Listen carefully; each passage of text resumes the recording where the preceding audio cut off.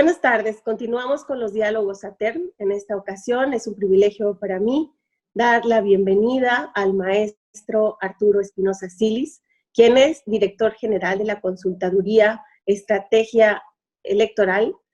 Él nos va a hablar en esta ocasión de un asunto relevante que hace unos días resolvió la Suprema Corte de Justicia de la Nación en pleno, y él nos va a hablar de esas impresiones precisamente relevantes que tuvo el asunto que se conoció como la Ley Bonilla. Maestro Espinosa Silis, a nombre del presidente de la Asociación de Tribunales Electorales de la República Mexicana, el magistrado César Lorenzo Wong Meraz, y de todos quienes conformamos la magistratura electoral local, le damos la más cordial bienvenida esta tarde para que nos platique sobre este tema de tanta trascendencia para nuestro país. Muchas gracias, magistrada. Muchas gracias a la asociación, al presidente Wong. La verdad es que me da mucho gusto poder hablar de este tema, que es el caso de la Ley Bonilla.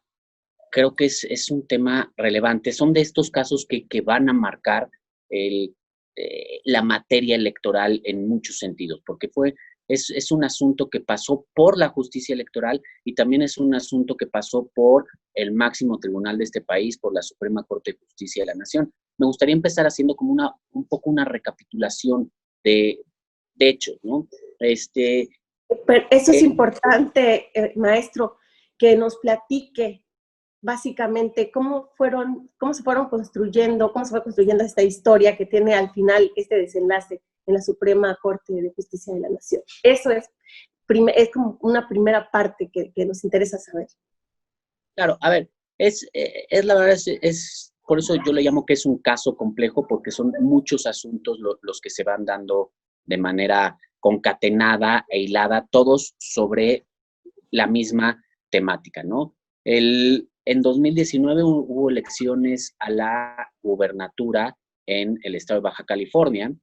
Es un estado que todavía estaba desfasado de las elecciones federales, todavía no entraba la concurrencia, y que justamente en buscar la concurrencia de elecciones iba a tener un periodo de gobierno, tanto en los ayuntamientos, tanto en el Congreso local, como en la gubernatura, muy breve, digamos, de apenas 2 años, porque tendría elecciones en 2019 y Baja California va a volver a tener elecciones el próximo año en 2021 para ya alinearse a la concurrencia con todo el país y como le han hecho casi todas las entidades federativas. Esto hacía que la elección a la gubernatura de 2019 fuera para una de estas llamadas mini gobernaturas, ¿no? De apenas 2 años, como ya había ocurrido en Veracruz, como ya había ocurrido en Puebla.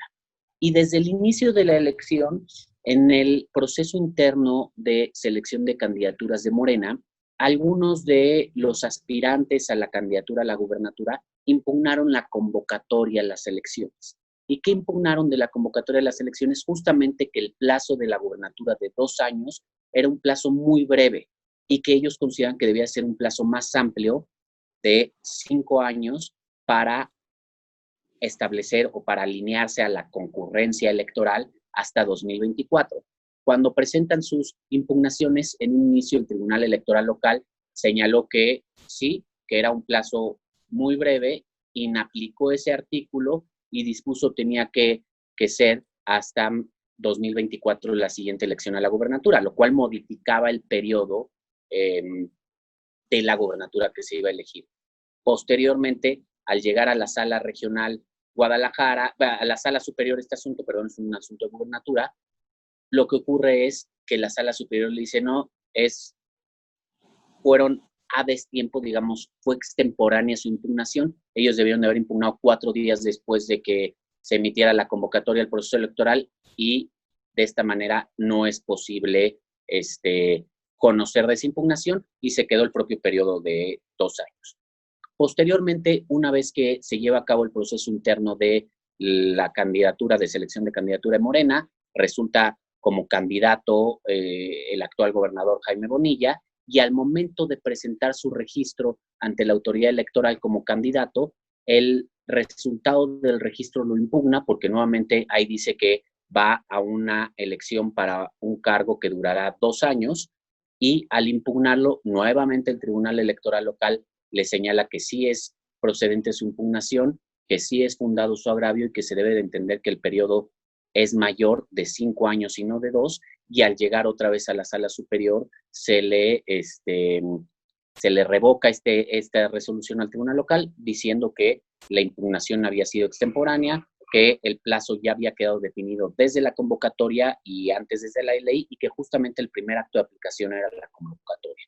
Estas son cuestiones sin duda bastante técnicas y muy procesales dentro del ámbito de la justicia electoral y en general dentro del ámbito de la impartición de justicia, y esto va siendo complejo el caso, va siendo que es un caso que es difícil de entender, sobre todo para la ciudadanía.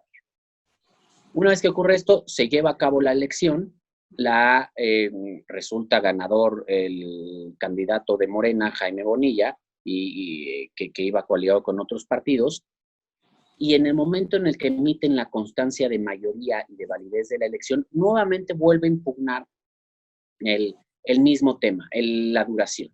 Pero paralelamente a esta situación se vienen dando otras situaciones, que es que el legislativo modifica un transitorio de la Constitución local para señalar que el periodo de duración de la gubernatura no será de 2 años, es decir, que no habrá elección en 2021, sino que habrá elección hasta 2024. Lo que esto quiere decir que paralelamente a la impugnación que por tercera ocasión se intentaba en contra de ese plazo por la vía electoral, en la vía legislativa se había hecho una modificación. En el momento en el que ocurre esta modificación a la vía legislativa, los partidos, especialmente los de oposición, señalan que esto es inaceptable, que se está modificando un plazo de una elección que ya tuvo lugar, digamos que ya la ciudadanía votó en ese sentido. Y aquí quiero hacer una pausa, Arturo, porque es importante. Te quiero decir que nosotros quienes integramos la magistratura electoral local hemos dado seguimiento a este caso mientras estuvo en los tribunales locales y luego pasó en el tribunal local y luego cuando pasó a la sala superior. Pero esto cae en el ámbito después legislativo. Y es aquí donde yo me quisiera detener y preguntarte sobre todo esta ley Bonilla. ¿Por qué es relevante esta modificación? Entiendo que la reforma fue en el 2014, en el caso de Baja California Sur, para adecuar, o sea, era una norma constitucional que ya estaba hecha hace 4 o 5 años antes de la elección del año pasado, del año 19. Y sabemos que en el caso de la elección ya había concluido y viene una modificación local, o sea, de la legislatura a la constitución local, a un transitorio particularmente de una ley que se había modificado en el 2014. Aquí la pregunta, Arturo, esta ley Bonilla, ¿por qué es relevante desde el punto de vista constitucional electoral? ¿De dónde radica esa relevancia? A ver, creo que la relevancia del tema es, yo lo planteo desde 2 puntos de vista. Uno, desde el punto de vista estrictamente jurídico y otro desde el punto de vista un poco de la teoría de la democracia. Desde el punto de vista estrictamente jurídico, el planteamiento es una de las grandes conquistas de los sistemas electorales y de cualquier democracia es la certeza en las elecciones. ¿A qué nos referimos con la certeza en las elecciones? Que tanto quienes participan en un proceso electoral, candidatos, candidatas, partidos políticos, como quienes toman la decisión y eligen la ciudadanía, el electorado, sepan exactamente cuáles son las reglas del juego, sepan exactamente con qué reglas van a competir y sepan exactamente la ciudadanía qué van a elegir, por cuánto tiempo van a elegir y para qué cargo.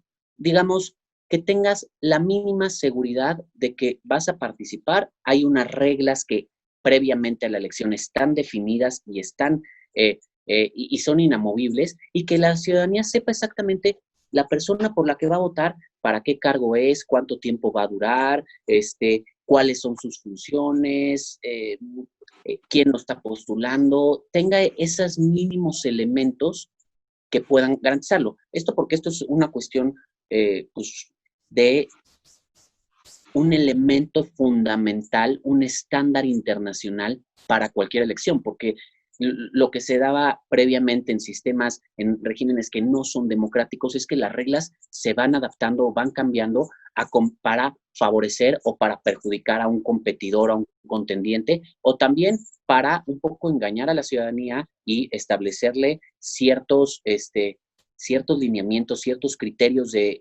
para lo cual van a elegir, y a la manera de decirle, bueno, pues que iba a lo mejor, tú lo elegiste para diputado, pero nosotros ya decidimos que mejor va a ser gobernador del estado, y le cambian el juego, y pues la ciudadanía ahí dice, pues no es lo mismo elegir un cargo que otro. Entonces, en este caso, las reglas del juego, de acuerdo con nuestra Constitución, las reglas electorales, si bien pueden modificarse, es natural que se vayan adaptando a la realidad. Nosotros tenemos una larga historia de reformas electorales, al menos desde 1977, reformas continuas en aras de mejorar el sistema electoral mexicano. Estas reglas tienen que estar fijas, es decir, no se pueden modificar al menos 90 días antes del inicio del proceso electoral. Esa es una regla que se establece en la Constitución con el objeto de dar certeza a los contendientes, a los participantes de una elección y a la ciudadanía. Y en este caso, una vez que la ciudadanía va a las urnas, uno de los elementos del voto es que sea un ejercicio libre y que es un ejercicio auténtico, que la ciudadanía sepa a quién va a elegir. Y parte de lo que considera la ciudadanía para elegir es cuál es el periodo de duración del cargo que se va a elegir. No es lo mismo elegir a alguien por 2 años, 3 años, que elegirlo por 6 años o que elegirlo a lo mejor por 8 años. Así como tampoco es lo mismo elegir a alguien por 3 o 4 años y saber que esa persona se va a poder reelegir y en la siguiente elección volverlo a elegir por otros 3 o 4 años. Digamos, en el proceso de decisión de la ciudadanía, lo ideal es que esto sea un elemento que la ciudadanía considere al momento de ejercer su voto. Entonces, por eso este tema de la certeza en las reglas del juego que van a aplicar una elección es tan importante. Un poco decía, desde el punto de vista de la teoría de la democracia, una de las grandes tensiones que siempre hay en el ejercicio del poder es que quien ejerce el poder siempre va a buscar permanecer en él o va a buscar ampliar su periodo de ejercicio del poder. Y justamente se establecen reglas para límites, para evitar que ese ejercicio del poder se amplíe o vaya más allá de lo establecido. Hay que tener certeza. Las elecciones, como ya sabemos, tienen que ser periódicas, tiene que ser cada determinado tiempo. Entonces, para evitar esta intención natural de los gobernantes de permanecer más allá del tiempo para el que fueron electos, es que se establecen periodos de duración y para eso es también que se establecen reglas bajo las cuales se va a elegir ese gobernante. De esta manera, pues todos sabemos que si vamos a elegir a un senador o una senadora va a ser por 6 años y hoy sabemos que a lo mejor lo podremos reelegir por otros 6, pero desde el principio no va a estar 12, digámoslo así, tampoco, o sea, tiene periodo, igual en una gubernatura, igual en un ayuntamiento, igual en una diputación, igual a la presidencia de la República. Entonces, la importancia de este precedente es que estaba en juego un elemento esencial del sistema constitucional mexicano, pero también del sistema democrático mexicano, que era, por un lado, la certeza respecto de las reglas que estaban en juego y la libertad, la autenticidad del voto ciudadano, así como la periodicidad de las elecciones, y por el otro lado, en el elemento democrático, el impedir o el establecer límites claros a esta búsqueda constante de permanecer en el poder. Eran dos elementos muy importantes. Y ahora que lo dices, si recordamos la sesión del Pleno de los ministros de la Corte, su preocupación o fueron muy reiterativos en señalar, primero, que había habido un fraude a la Constitución. El ministro presidente fue lo que él manifestó, el fraude a la Constitución. Se había intentado un fraude a la Constitución, pero sobre todo todos coincidieron en que se vulneraba el principio de certeza que debe de tener las elecciones, sobre todo en la periodicidad, como bien manifiestas. Esta periodicidad obliga al Estado a tener que volver a hacer una elección, y esa elección va a corresponder al periodo cuando se le agota al anterior por el que fue electo. En este caso, la reforma fue posterior a que ya había sido electo. Y eso me parece, no sé si eso fue parte de tu argumento en la demanda, porque pues, no sé si le hemos dicho al público, pero tú fuiste actor en esta, tu consultoría fue parte de esta acción de inconstitucionalidad, fuiste, digamos, uno de los actores o que sus argumentos fueron tomados en cuenta para esta resolución. Aquí, en el tema, entre todos los principios que fueron manifestados por los ministros, caemos en otro que es muy importante, que también se puede vulnerar si no se respeta esta periodicidad, que es el de reelección. Aquí el ministro, recuerdo al ministro Luis María Aguilar, haciendo mención muy puntual con relación a la violación al principio de reelección. ¿Qué tienes que decirnos con relación a eso, Arturo? Mira, magistrada, empiezo recapitulando un poco. Después de que el Congreso hace esta reforma que estamos señalando, efectivamente los partidos de oposición, principalmente el PAN, el PRD y Movimiento Ciudadano, señalaron que iban a acudir a la Corte, a la Suprema Corte de Justicia de la Nación a controvertir esta reforma, ¿no?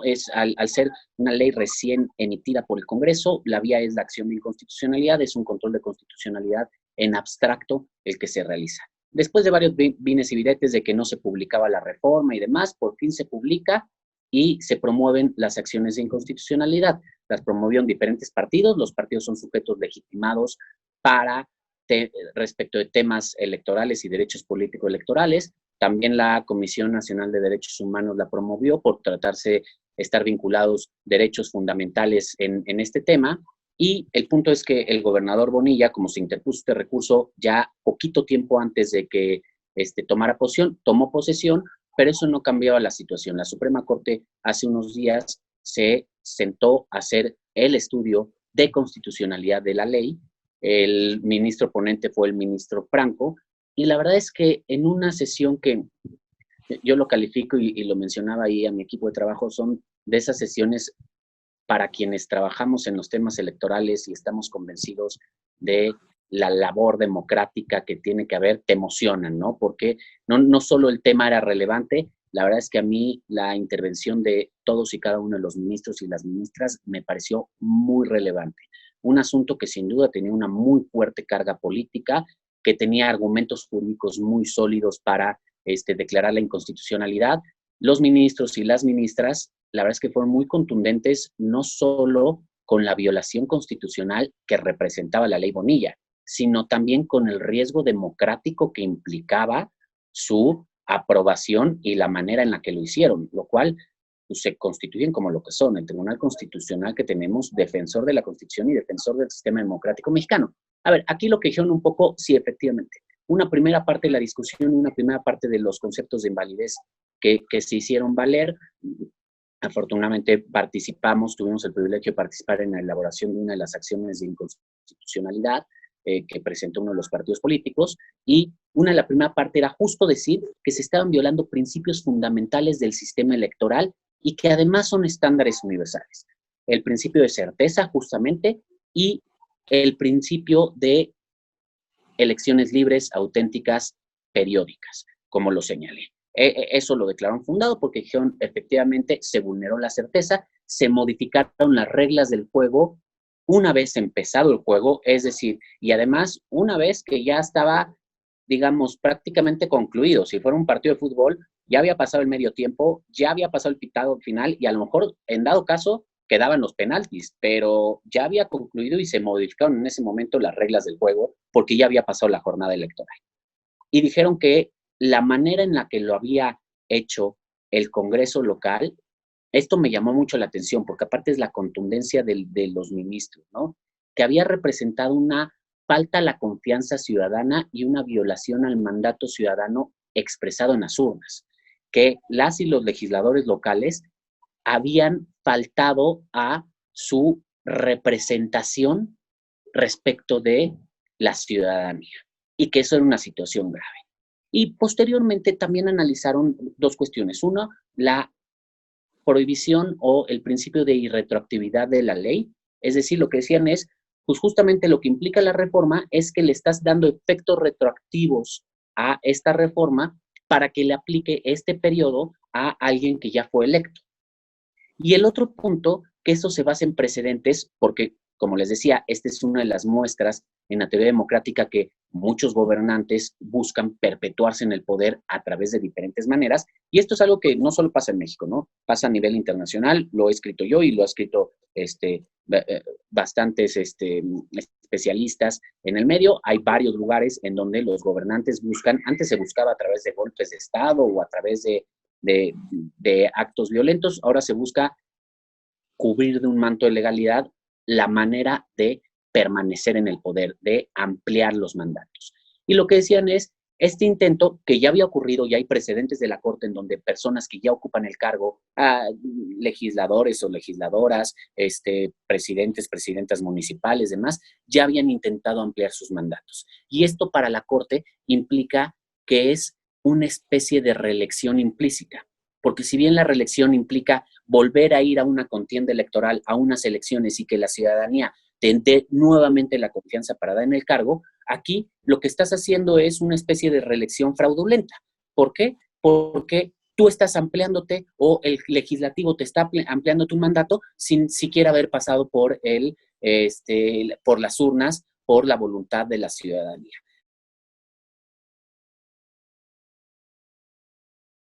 Entonces, la violación al principio de certeza, la violación a la universalidad, libertad del voto, a las elecciones periódicas y la búsqueda de una reelección implícita eran elementos que ponían en riesgo gravemente la democracia, que habían faltado de manera importante y de manera fundamental al mandato ciudadano, a la confianza ciudadana, y que sin duda minaban todo el sistema constitucional y democrático. Y señaló algo, las palabras del ministro presidente me parecieron muy acertadas, muy duras, pero justamente decía que lo que se había buscado era un fraude a la Constitución, lo cual habían buscado a través de mecanismos legales, porque pues, siguieron el proceso legislativo y demás, habían buscado cuestionar, darle la vuelta a principios fundamentales de la Constitución, de las elecciones, y que eso no debía de ser permitible en un sistema democrático.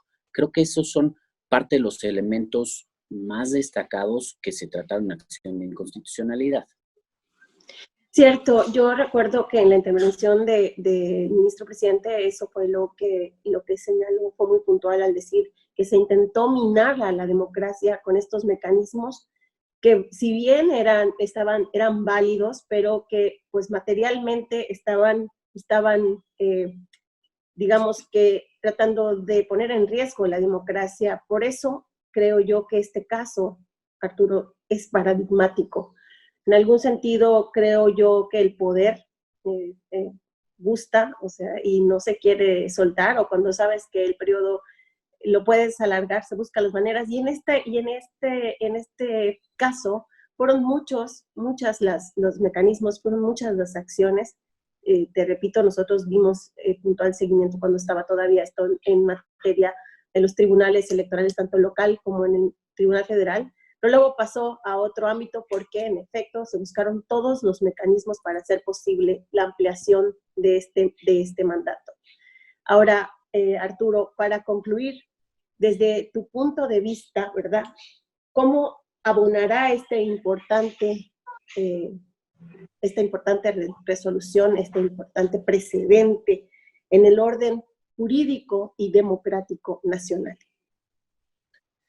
A ver, creo que por un lado, sin duda es un caso, como decía al principio, es uno de estos casos que van a ser paradigmáticos dentro de nuestra materia.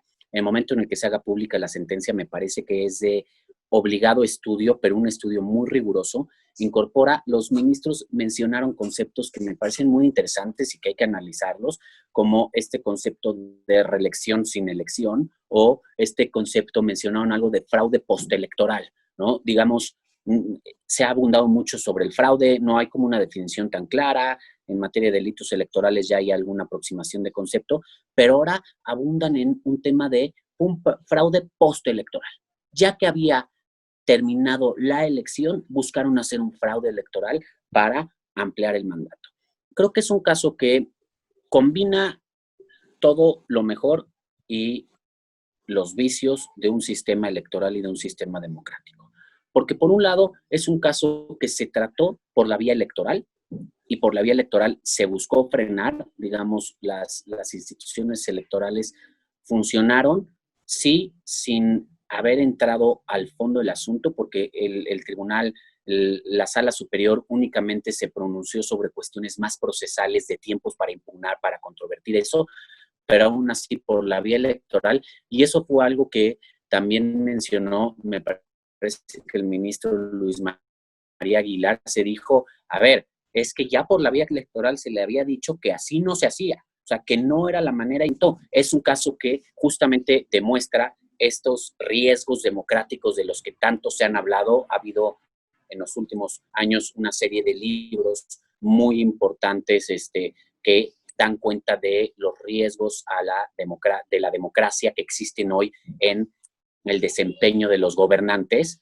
Y en este sentido, también se señala cómo estos riesgos se disfrazan con un manto de legalidad, a través del legislativo, a través de una reforma, pero también deja ver cómo los medios, las instituciones que buscan garantizar la Constitución, que son los defensores de la Constitución, los defensores de la democracia, de esos y con esos se han determinado límites al ejercicio del poder, límites muy claros, y cómo la verdad es que nuestra Suprema Corte de Justicia, aunque siempre en temas polémicos, porque fue un caso muy polémico, mucho se debatió si, no había duda de los argumentos jurídicos por la inconstitucionalidad, pero mucho se debatió si iban a alcanzar los 8 votos o no. La verdad es que fue una votación unánime, fueron intervenciones muy contundentes de cada una de las ministras, de cada uno de los ministros,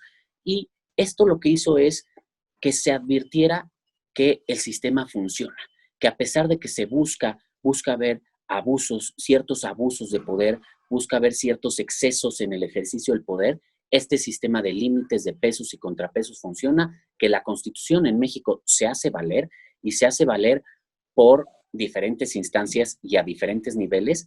Y sí creo que en los temas ya más puntuales hay que analizar varios de los conceptos que se mencionan y hay que analizar un poco, creo que esto va a marcar una evolución en el sistema de justicia electoral, en el sistema desde el punto de vista de las autoridades administrativas, las autoridades jurisdiccionales, de cómo contener estos intentos por la vía legal de hacer fraude electoral, ¿no?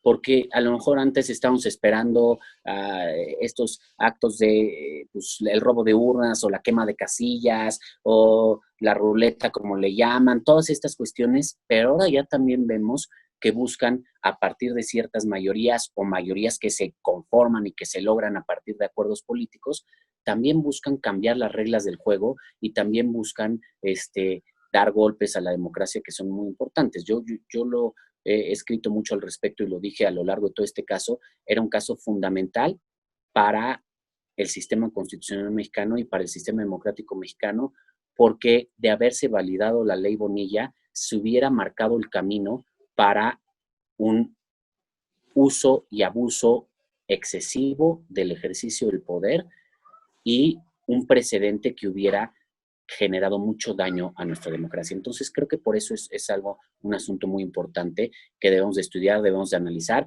y queda, me parece que no ha concluido, justo falta a las autoridades electorales, a los órganos jurisdiccionales, a los abogados, a los especialistas, al sector académico, hacer un análisis puntual de todo este caso y valorarlo. Creo que habrá mucho que escribir todavía, habrá muchos foros y eventos que realizar sobre este tema.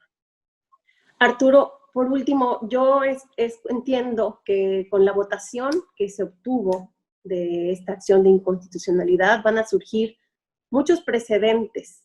¿Qué opinión te merece a ti que se haya legitimado a la Comisión Nacional de Derechos Humanos yo recuerdo que al parecer hubo un voto en contra con relación a la legitimación que tuvo la Comisión Nacional de Derechos Humanos para interponer acciones de inconstitucionalidad en materia electoral. ¿Qué opinión te merece a ti? Mira, a mí me gusta, a mí me parece bien. Yo creo que debemos de ir ampliando el acceso a la justicia constitucional. Yo creo que se debe de revisar muy bien quiénes son los sujetos legitimados para controvertir constitucionalmente ciertas acciones de otros poderes, esta búsqueda de abusos, esta búsqueda de excesos en el ejercicio del poder. A ver, lo voy a plantear desde tres aristas, ¿no? El tema de la Comisión Nacional de Derechos Humanos me parece que justo estuvo en su papel, que es defender los derechos humanos. Había uno de los ministros que no estaba a favor de reconocer la legitimación porque decía que no había derechos humanos involucrados. Me parece que sí está involucrado directamente el derecho al voto y es algo que las instituciones, para eso tenemos instituciones que funcionan como contrapesos del ejercicio de otros poderes o del ejercicio de otras instancias, y la Comisión Nacional actuó en su papel de defensora de los derechos fundamentales, de los derechos humanos de las y los mexicanos. Por el otro lado, también me gusta el papel que tienen los partidos políticos como entidades de interés públicos en justamente defender los derechos de la ciudadanía y defender el sistema electoral y el sistema democrático. De hecho, yo soy partidario, en algún momento ya lo he señalado, ya lo he escrito, de que se amplíe y se le reconozca legitimación para poder controvertir por la vía constitucional en otros supuestos, no nada más en supuestos eminentemente electorales. Insisto, creo que los partidos como entidades de interés público deben de ser defensores no solo del orden constitucional, sino del sistema democrático, del régimen democrático, de las libertades de las que gozamos las y los mexicanos. Y por último, creo que también se tiene que revisar porque en el sistema electoral, en la vida democrática de este país, creo que también se tiene que revisar y reconocer la legitimación que deben de tener las autoridades electorales para estas cuestiones constitucionales. Yo sí creo que el Instituto Nacional Electoral debe de ser un sujeto legitimado. Sí creo que a nivel local los institutos electorales locales, a los tribunales electorales no estoy tan convencido si sujetos legitimados, pero sí como ocurre a nivel federal, se les debe de pedir opinión sobre estos temas electorales, constitucionales, que involucran derechos político-electorales, que involucran al sistema electoral y al sistema democrático mexicano. ¿Por qué? Porque son nuestras instancias especializadas. Nadie conoce mejor el sistema electoral, el sistema democrático, que nuestras autoridades electorales, y el profesionalismo que se tiene tanto a nivel local como a nivel nacional es digno de reconocerse y digno de aprovecharse también. Entonces yo lo veo en esta vía, ¿no? Me parece muy bien que la Comisión Nacional de Derechos Humanos actúe en su papel de defensor de los derechos de la ciudadanía, de todas las mexicanas y los mexicanos. Me parece muy bien que los partidos actúen como entidades de interés público en su carácter de entidades de interés público y defiendan el régimen democrático, el sistema electoral mexicano, y creo que además se le debe reconocer a las autoridades electorales también legitimación para poder hacer lo mismo. Estoy completamente de acuerdo contigo, Arturo. Para mí ha sido un gusto de veras saludarte, estar, ya, aunque sea por esta vía, verte y tener la oportunidad de felicitarte por haber sido copartícipe, ¿verdad?, con este precedente. Qué bueno, fortalece de alguna manera el sistema democrático mexicano. Te lo dije antes, te lo digo ahora otra vez. Te felicito enormemente, Arturo. Todos estuvimos muy pendientes de esa acción de inconstitucionalidad. Y bueno, te agradezco a nombre de todos y cada uno de los que integramos la Asociación de Tribunales Electorales de la República Mexicana y de nuestro presidente, César Lorenzo Gómeraz, que hayas participado con nosotros en estos diálogos ATERM que estamos, digamos, impulsando para acercar a la ciudadanía no solamente a las autoridades electorales, a los actores políticos también, y en un caso tan peculiar como es el tuyo, también a quienes son desde la otra trinchera, como abogados litigantes, como consultores, como estrategas jurídicos electorales, que tengan ese acercamiento con nosotros como autoridades y con la ciudadanía a través de estos medios que, bueno, la crisis nos ha dado la oportunidad de utilizar y de utilizar de una manera satisfactoria y, digo yo, muy económica también, porque pues ya no tenemos que hacer maletas y pagar vuelos y podemos estar muy cerca y platicar y incluso hasta tomarnos un café. Muchas gracias, Arturo. Muchas gracias, magistrada. La verdad es que felicito y reconozco mucho a la Asociación de Tribunales Electorales. La verdad es que yo siempre he sido un partidario de los espacios de discusión, de difusión de la cultura democrática y también de construir, ¿no? Aunque estemos a veces de diferente lado de la trinchera, creo que todos tenemos el mismo objetivo, el defender nuestra democracia, el consolidar nuestra democracia y el difundir la cultura democrática, defender los derechos de la ciudadanía, y me da mucho gusto que podamos platicar y que podamos sumar esfuerzos como siempre. Les agradezco mucho a usted, a la asociación, a su presidente, y la verdad me da mucho gusto poder estar aquí para hablar de estos temas. Muchas gracias y te prometo que no va a ser la única vez. Te vamos a seguir invitando. Mucho gusto, cuando gusten. Bueno, pues muy buenas tardes. Si tienen alguna duda, alguna pregunta, pueden mandarla ya sea al correo de la TERM, que va a aparecer en estos momentos en la cintilla, o si quieren hacérsela directamente a nuestro invitado, también él nos va a proporcionar su correo electrónico, que va a aparecer justo ahorita aquí abajo, o si lo quieres decir, Arturo, para que...